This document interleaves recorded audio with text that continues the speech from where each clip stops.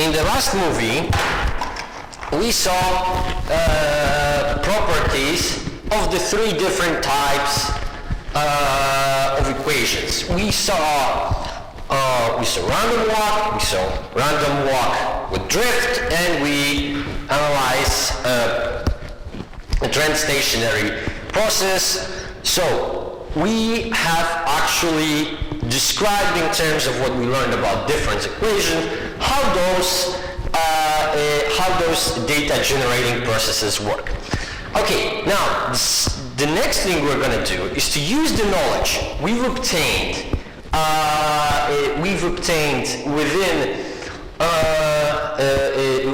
within our previous video in order to discuss the basics of unit root tests that you've been learning about in your econometrics class. Okay, so look, let's start with a test with no time trend.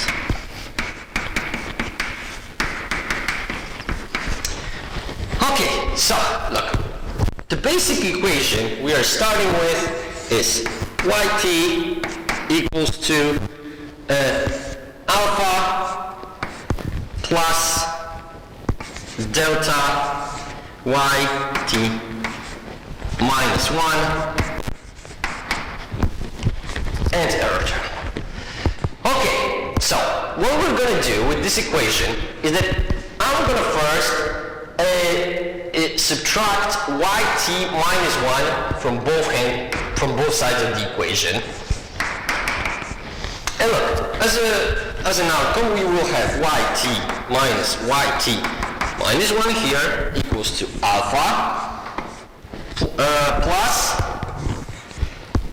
delta yt minus 1 minus yt minus 1 plus error term. Now, what can we do next? Look, we clearly can change this into the form with delta, so difference. Of course, not like this is the notation more common to econometrics t minus 1, not just the one that we use, but remember, we can always move the subscripts in any direction we want, so this is not a problem. So here we will have dyt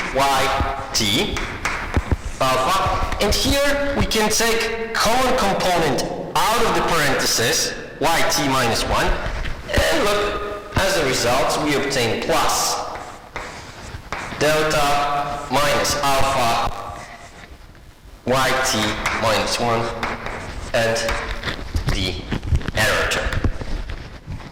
Okay, for convenience, let's denote delta minus 1 by rho.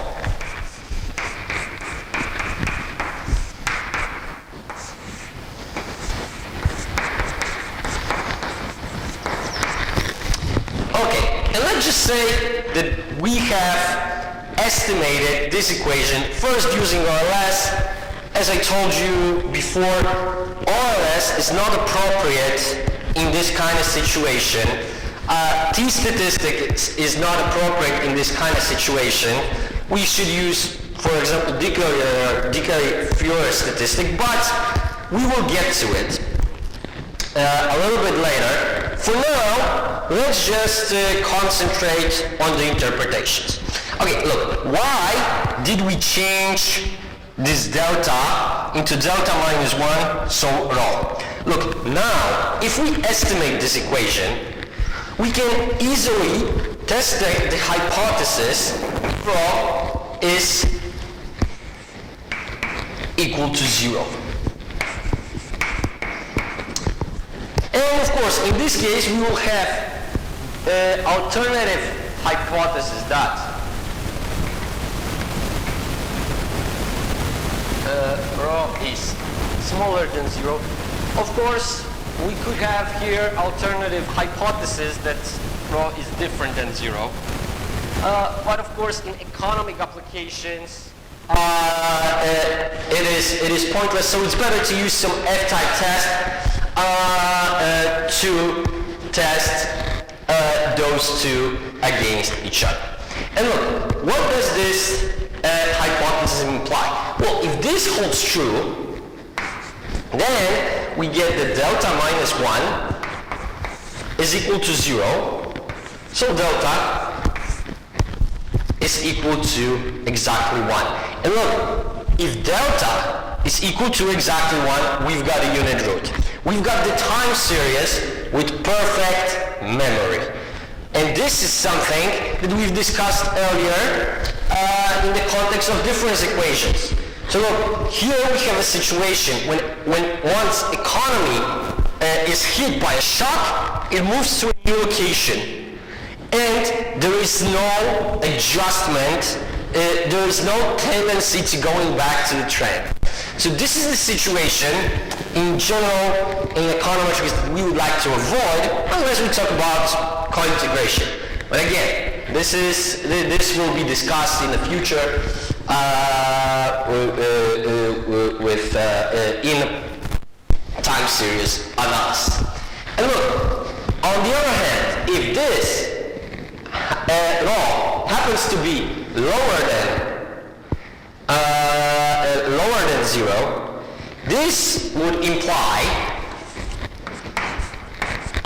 that, in principle, our delta will be lower than 1. So we will see some adjustment. Of course, depending on the value of delta and overall, this adjustment to equilibrium will be either faster or slower, but there will be adjustment. Okay, now, what happens? Look, in this case, we kind of assumed that there is no linear, we explicitly assumed that there is no linear time trend. So that we were not taking into consideration the possibility that the given time series might simply be a transstationary process. So now let's include time trends.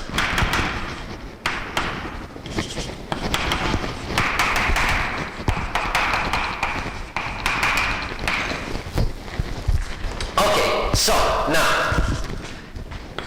equation we start with looks more or less like the one we've analyzed before, but we have one additional component,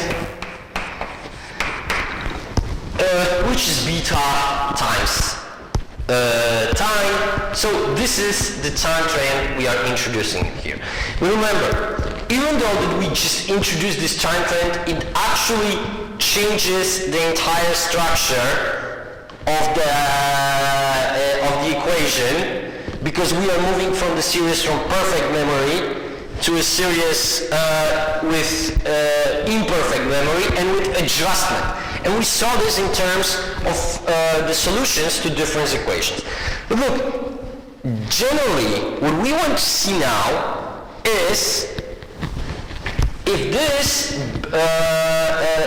beta here is different than 0. But of course, the information from delta is still very important to us. So, when we proceed exactly as we proceed before, we start by subtracting t minus 1 from both sides.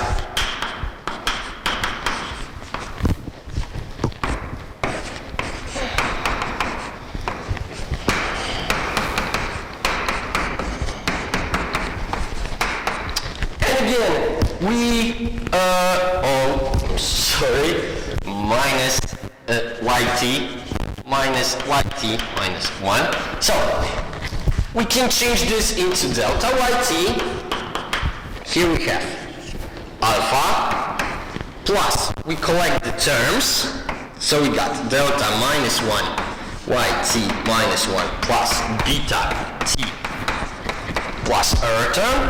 And again, we replace delta minus 1 with rho for convenience.